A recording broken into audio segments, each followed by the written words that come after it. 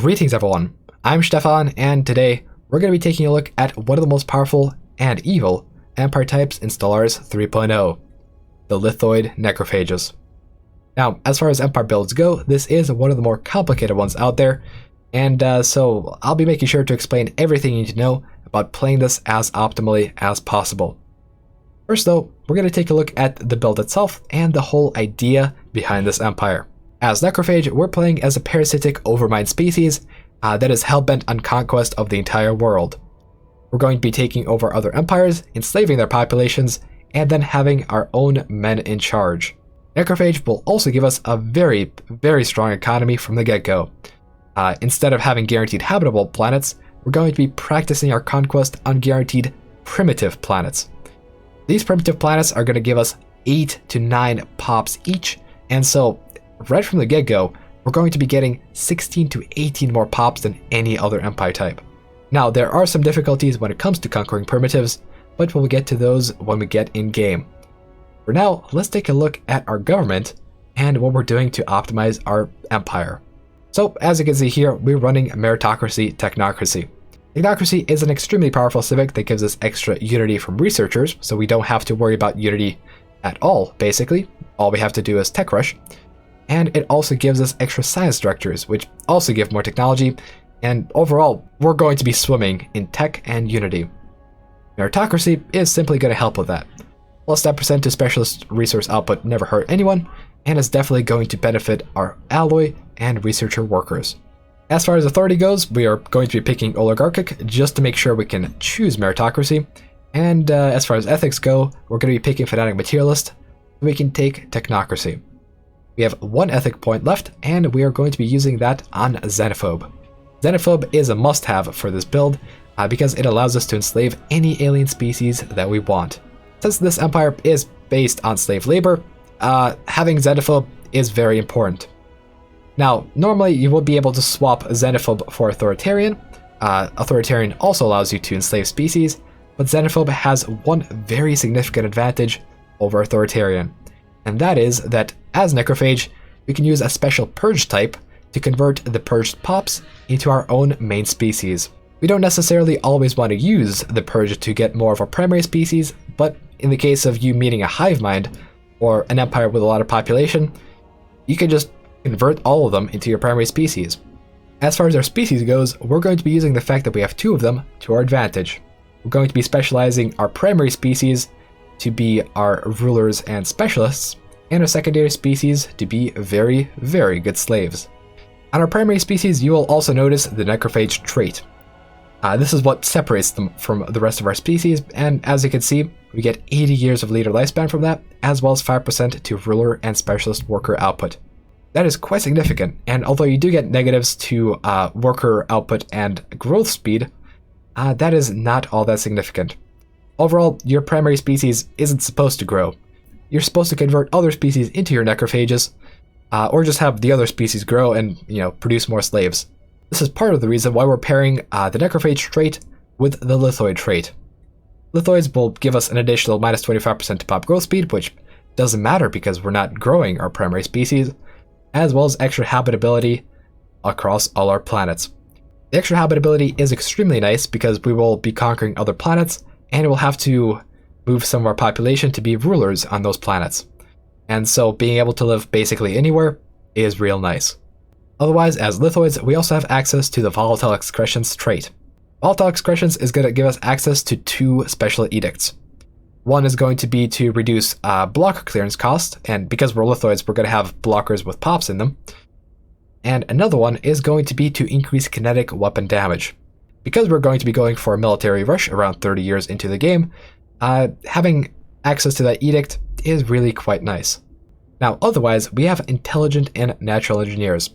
This is, of course, to enable us to research stuff faster, and we're going for natural engineers specifically because we do want to have cruisers by year 30.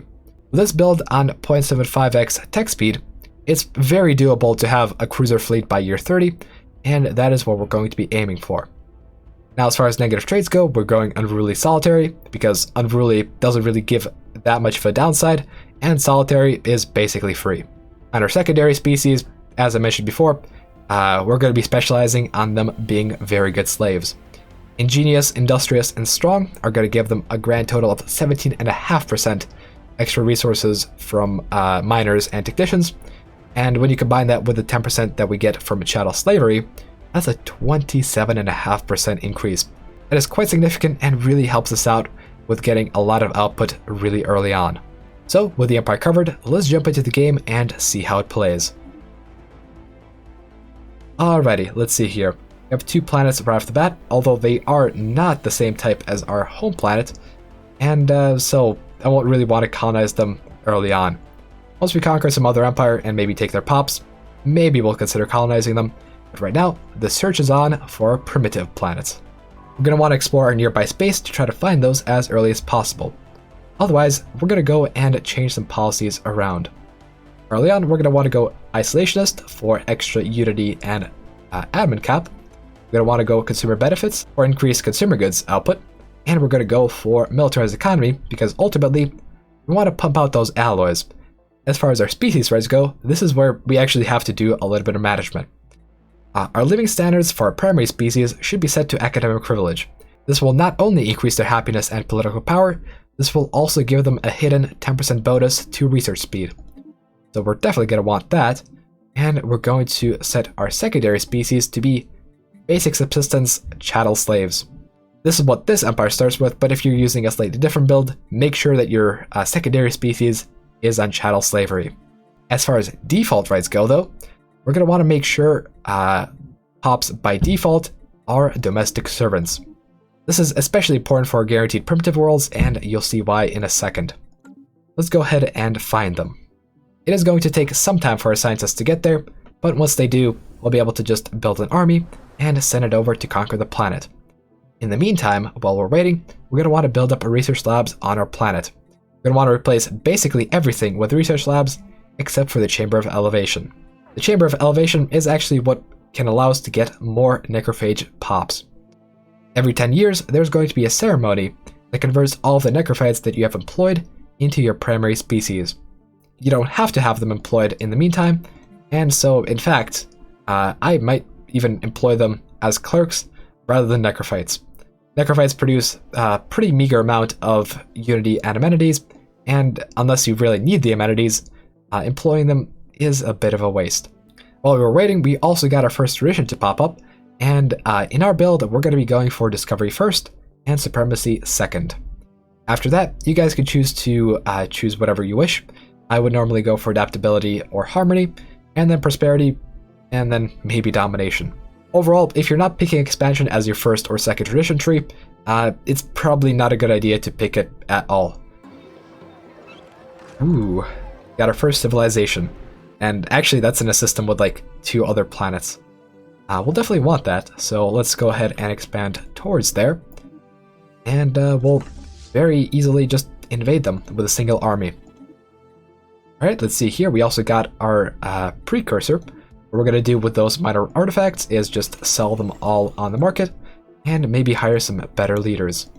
With those extra energy credits, I've hired a couple of new governors. We're going to have a clear blocker governor, and we're going to have an intellectual governor. In fact, we're just going to swap the intellectual governor right now, because that is what we want to produce the most science. And we're going to keep the environmental engineer around for when we want to clear all the blockers. Otherwise, I'll be using those extra energy credits to buy up more minerals per month. And actually, we're also going to be selling some of our food monthly, just to make sure that, you know, we get as many resources that we can use as possible. And in case you're curious, the monthly buy deal for alloys is actually inactive because we have a maximum price of 1. Eventually, we'll have enough energy credits stockpiled to just start buying alloys, but for now, I have chosen to disable the deal by just setting the max buy price to 1, and since the price of alloys is never 1, this will never be bought. So in case I want to activate it, I can just do this, and in case I want to deactivate it, I just do this. For now, we'll turn it off and keep moving on with our day. Speaking of moving on, we're going to have to teach some primitives about how to move on with their lives under the control of our glorious, glorious nugget main species. Now, the main difficulty with these primitives is that once you conquer them, they're going to have a culture shock. This culture shock is going to give you minus 33% to resources from jobs and minus 20 to stability. Because these pops are also unhappily enslaved, they have very low approval, and so in the end our stability tanks down to 5%. But don't worry, all you have to do now is resettle a couple of your main species onto the planet, and then suddenly you have 46% stability. It's going to rise even higher once we upgrade the main building, which is what I would recommend going for first and foremost. And then we're going to want to employ our servant pops into some, I don't know, mineral district jobs. We're going to want to do the same to our other primitive planet, and overall we want to do this as quickly as possible. The culture shock goes away after 10 years, and after 10 years our planet is going to be a lot more capable than this. While we're waiting for our guaranteed habitables to develop, we'll do a bit of development on our main planet as well. We'll activate the volatile land clearance, hire our environmental engineer dude, and suddenly clearing everything is pretty cheap. In fact, you can queue stuff up to be cleared and then just go back to your primary scientist, and all the clearing will take just the same amount of time. However, keep in mind that the more pops there are on a planet, the more crime there is, and so if you unemployed your enforcer early, now is about the time to re-employ him back, just to make sure you don't have some criminal shenanigans going on. And speaking of criminal shenanigans, it's something you can actually take advantage of in the current 3.0.3 version. If you do the crime lord deal, even though it will give you more criminals, if you just prioritize another job over the criminals, pops won't work the criminals. So, yeah, we can just tell people to be miners, and they'll be very happy being miners instead of, being unproductive criminals. Speaking of productivity, we want to make sure that our scientists are a bit more productive. So we're going to go for technological ascendancy and boost our research speed slightly more. Now, if you're playing a pacifist empire, I would recommend going for executive vigor instead of technological ascendancy in 3.0.3. But with this empire, you actually do want to save up a bit of influence for early conquest. So going for technological ascendancy is probably going to be your best bet. Oh, we just take a look at that. Looks like our first planet actually got its culture shock removed. At this point, we have pre-built an alloy foundry and an industrial district, and so now these species are ready to transition into being indentured servants. As indentured servants, they're not going to be getting as much stuff from their jobs as, for example, chattel slaves, but they're still going to be very nice to have because, of course, we want alloy. Yeah, 16 years in, and check out this economy. Now, we have a lot of engine credits simply because we were able to sell a bunch of minor artifacts, but besides this, we have a decent chunk of minerals production, decent chunk of alloys production, and a decent chunk of research output. And speaking of technology, we're doing fairly well there. I've created a mod that lets you see the tier of a technology by its border color, and as you can see, we went straight for 6 tier 1 technologies, and now we're going for 6 tier 2 technologies to be able to get cruisers as early as possible. We're going to be able to put on some decent guns on them, and we're going to be able to get a lot of naval cap by upgrading some of these starholds and making good anchorages and shipyards. Alright, let's see here. We actually have a hive mind, but with a hive mind, we're going to be able to take them out as well, because we are a necrophage after all. Normally I'd like to take out a normal empire, but it does seem that we're kind of blocked off by this fallen empire here and this hive mind here. So we'll just go ahead and do a little bit of necropurging. Still no cruisers, although we can clearly see that we have access to tier 3 technology. Well, we do need gases anyways, so that's completely fine.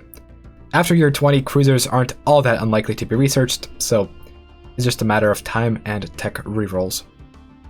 Otherwise, we're nearly done with our supremacy tree, although actually we are a little behind for getting it done by year 30, so let's just employ some necrophytes, get a little bit more unity, and we should be able to get it completed sooner. And there we go, we have cruisers available. Let's get those researched and let's get those built. Now keep in mind, your luck may vary when getting cruisers. Like here we had the 6 tier 2 technology researched, but we had to research 2 more techs before we can get cruisers. It's somewhat up to RNG, although getting more research alternatives due to going with discovery, and then also getting the technology from the physics tree that also increases research alternatives, certainly does help with getting cruisers. Here we really have two options. Either we can go for hangar bays, which we have not been able to really research, or we just go for a combination of plasma and railguns. Generally going all medium weapon is quite decent on cruisers. This is the cruiser design that I'm probably going to go for, and at this point we're 26 years in, and we're almost capped on alloys, so we should probably start building ships ASAP. So what we're going to do is employ a specialized retired fleet officer dude as our governor, and I had to reroll quite a bit to get him, but it is quite worthwhile. You get a minus 10% to ship build cost. We're going to employ him. We're going to use the fact that our leader has fleet expansion, and we're just going to pump out cruisers out of 2 stations. So let's go for that. Yeah, there's going to be 32 cruisers once they're done, and we're actually going to do a bit of a trick called ship queuing. Once these guys are nearly complete, we'll just shuffle them down to the back of the queue, and then once we're all ready, we'll make sure that everything pops out at approximately the same time. Before we go to war, we are also going to want to stockpile a decent chunk of energy. That's why I actually stopped buying any extra alloys and minerals, because we don't need them. Instead, we'll just focus on making sure that once we do go to war, our economy doesn't collapse. Alright, it is now year 29. We're starting to pump out all of the ships. We're actually going over naval cap a little bit, but that's fine because we'll be doing the supremacy policy very shortly. Let's make sure we have a nice crew quarters at this station, and let's move all of our ships there. Now, we are faced with a bit of a difficulty. Our energy credits production is completely down the drain, but that can be fixed relatively easily. I've made my forge world also be my energy world, and so what we're going to do is simply unemploy the metallurgists and let them go and work as technicians. Now, as far as our third civic goes, we just researched the technology for it. I would recommend mining guilds, but if you want, you can choose functional architecture instead. Let's see here. Our fleets are on their way. Let's adopt war games to be able to get the supremacy policy. Let's go ahead, go for that. That should fix our naval capacity issues just fine. And now we're going to go ahead and do a couple edicts. Just focusing crystals, volatile ammunition, and exotic gases for shield boost. These allow us to boost our ships with a little bit of strategic resources. So make sure if you're rushing that you do have some strategic resources stored up. In our case, we had a few too many strategic resources, so I will actually go ahead and sell some of it per month, just to make sure that our economy stabilizes completely. Alright, as you can see, we have 3 fleets of 6,000 fleet power each, and we have the energy credits to sustain them. At this point, all we have to do now is go to war. Now, I don't know exactly where all their planets are, so we'll have to find that out throughout the war. So, let's get started. Now, while we're fighting, let's think about our second ascension perk. You have 2 good options here. You can either go for Bio-Ascension, and then modify your species even further to have an even better primary species and an even better secondary species across your empire, or you could be relatively lazy and just go ahead and make everyone a robot and choose Synth Ascension. Honestly, we're probably going to go for Synth Ascension this run, simply because it's easier that way. Synth Ascension will allow you to combine all of your species into the superior robots, and even though you do lose out on specialization, you're overall winning in terms of production. Overall, beating these guys is simply going to be a matter of time. This is Grand Admiral AI, and even if I put on advanced AI starts, they still would not have the means to oppose 18,000 fleet power in year 30. FYI, same thing goes for players. If you see 18,000 fleet power coming your way in year 30, unless you built up a fleet like that of your own, you're probably pretty screwed. Alright, we are now invading the enemy capital, and with that, the war should be over.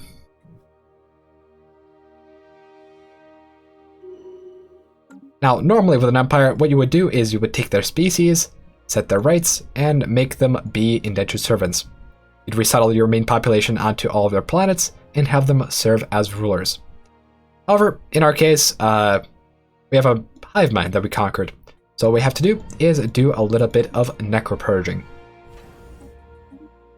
First though, let's make sure that there are no useless starbases around, increasing our upkeep, and let's make sure that our planets are nice and stable. Alright, it seems that they're all relatively fine. So let's just make sure that our highest habitability species can grow on these planets instead of just our main species, because our main species, as you can see, they're only growing due to migration. And as for our economy, overall, it's doing fairly well. I made sure to keep a nice stockpile of minerals just to make sure that I can rebuild these planets in my image once we conquered them, and indeed we should be able to rebuild them fairly easily. Now that we have another Empire's planets on our side, we could probably go to another war and take another subject, or more territory. Although in our case, we don't really have enough influence to take territory.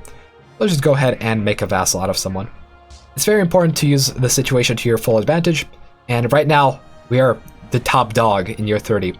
So we're going to want to do as much conquest as possible, and then we consolidate and, just kind of grow out of proportion. Now you will notice that as we begin to take over these planets, our population counts are dropping. That's because the necropurge process is not 100% efficient, and so even though we are converting some of the population into our population, there's some losses along the way. It is just fine, considering how with any normal empire we would not be able to make any use of hive mind pops, so I could definitely live with that. But that is the primary reason why you don't really want to convert species that aren't hive mind into your necrophage pops, because you do lose population and it does take a while, so you're losing on production while that is happening. Well, we should be able to subjugate these guys real soon, and while we were doing that, I did some micromanagement of our economy, built up some districts. Now, normally you wouldn't have to really do this, because, well, normally you'd be able to just take over an empire, but in our case we had to convert a hive mind, and so it did take a bit of investment. But now the investment is paying off. We're nearly at 1,000 research per month, and our admin cap is looking pretty good as well. Alrighty, these guys surrendered to us. They are now our vassals, and in 10 years, they will become our slaves. At this point, I would probably go for more conquests. We still have a decent chunk of fleet power, and if we wanted more fleet power, all we would have to do is simply re-employ the metallurgists and focus a bit less on economy and technology, and focus more on big ships going brrr. Now in our case, I probably would focus on research. As you can see, we are nearly at 1,000 research in year 46, and that is just an average result for this empire for this early conquest. Overall, I hope you guys can see just how powerful this empire is, and if you want to check out a full live playthrough of this empire, I do have a stream, link in the top right, where I just played through this empire build and got a similar result in terms of fleet power. Anyways, that's going to do it for today's build video. If you guys enjoyed, please do consider leaving a like and subscribing for future content, and I'll see you guys in the next one. Bye-bye.